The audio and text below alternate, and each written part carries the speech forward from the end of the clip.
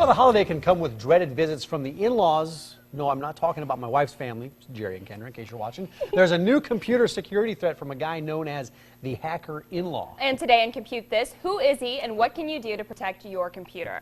Well, Thor Schrock, he's the guy with all the answers, owner of Schrock Innovations. He joins us today. What is this well, all the answers? That might be a little intense because actually there's a lot of answers people don't have about the thief-in-law.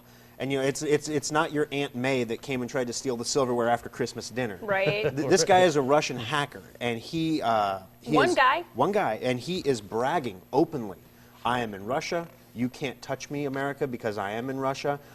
He's trying to recruit other hackers to his cause. Now, what's different about this guy is he's very public about who he is and what he's trying to do. He wants to steal millions and millions, if not $1 billion, from U.S. bank accounts, individual bank accounts, sometime between now and the spring. Why does he call himself the hacker-in-law? Yeah. Well, he's the thief-in-law. His name is Russian, and the rough translation is thief-in-law. I mean, you know, some things you can't translate from Russian. Most of those things you wouldn't want to anyway, I suppose. But basically, this guy, he developed his own malware. Now, what makes him unique is there's a life cycle to malware. So when a new vulnerability is discovered, the bad guys make programs that exploit it. That's how the viruses get into your computer, even if you have antivirus software.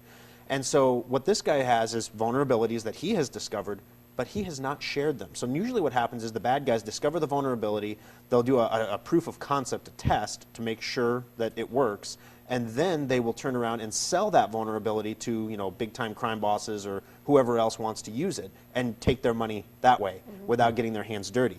This guy hasn't shared the vulnerabilities with anyone. He hasn't shared his malware with anyone, and he's doing tests. He's been doing tests since 2010 on his malware, and the latest iteration, the latest test actually concluded on November 30th. He's proven that he infected with this latest test about 600 computers in the U.S., which a lot of people say, well, that's 600 computers.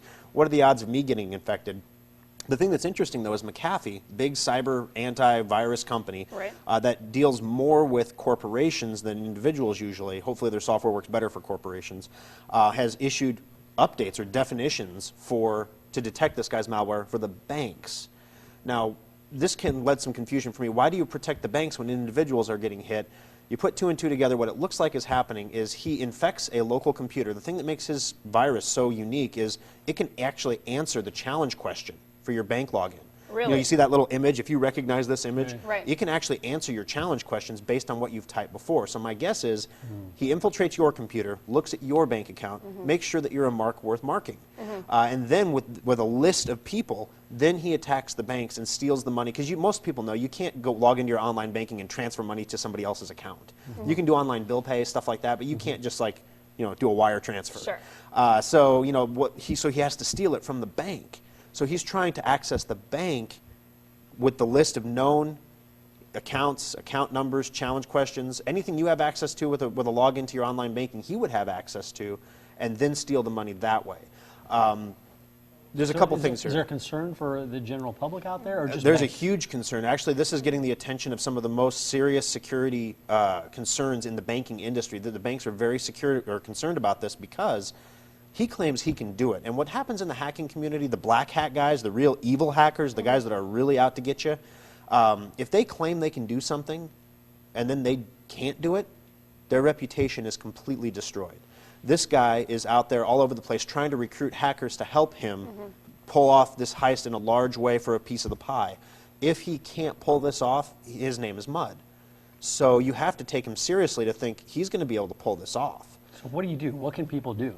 Well, that's the trick, because the attack is going to hit the banks. And so one of the things we tell our customers is when you get hit with a virus, your computer reports back to the infector saying this IP address is now infected.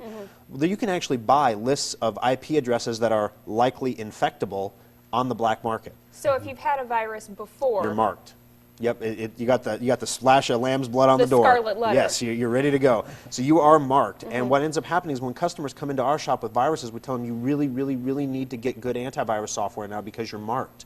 Your IP address is marked. And you know, if you've never had a virus before on your computer, well, you get your IP address from Cox or from Quest or from CenturyLink or Windstream or wherever you're at. Those IP addresses get recycled. So you may have an IP address from somebody who was hacked before. Sure. And so what happens now is you have to make sure, there's some steps you can take. There's some things that you can do to reduce the likelihood. If you've already been hit by this, sometime since 2010, he already has your online banking passwords. It's already done. He's going to probably target larger banks, would be my guess. So if you have a small community bank, I bank at Westgate Bank in Lincoln, so it it keeps me a little safer. But first thing is update your antivirus. Make sure you've got antivirus software on your computer that will stop the threat. I highly, highly, highly recommend Norton 360. They don't pay us to recommend it. I've asked them to pay us. They tell me I'm going to recommend it anyway, so they're not going to pay me. I didn't think that one through before I did it, I suppose. The second thing is make sure you have all your Windows updates downloaded. Now, I'm bad about that. Well, a lot of people think they get the automatic updates Right. and that's enough. If you do a check, if you click on Start and go to Windows Update in your Start menu, you'll see that there's a whole list of recommended updates as well. Get those too. Get the those recommended. updates. The next thing you want to do is make sure that you've got your online banking stuff. Change your password. Roll your passwords. How often should you do that? No, You asked me that last week, and Yeah. I said, the official response is you should do it on a monthly basis. Realistically, most people never roll their online banking challenge question. Change your challenge question. Change your image. Just take this opportunity to change everything. And one of the things that you can do that's absolutely free is download the free trial of Secure Updater. Right. I have to say, I talked about this on the radio show yesterday, and the number of downloads went through the roof of the free trials. It's good for 14 days. And it's secureupdater.com. SecureUpdater.com. See how I remembered Yeah, that? you're very good. And what it does is it updates all that third-party software, gets rid of those vulnerabilities so your computer stays safe. Free through Christmas, get you through the holiday. SecureUpdater.com. Can you also go to SchrockInnovations.com? Will it get you there as well? Yes, it will. Okay, perfect. Go to the website. There's 3 locations for Schrock Innovations, one in Omaha, one in Papillion, and one in Lincoln right there on Pine Lake Road. All right. Thank you, sir. Thanks for having me, guys. Thanks for coming. All right. Well, Luritz and Gar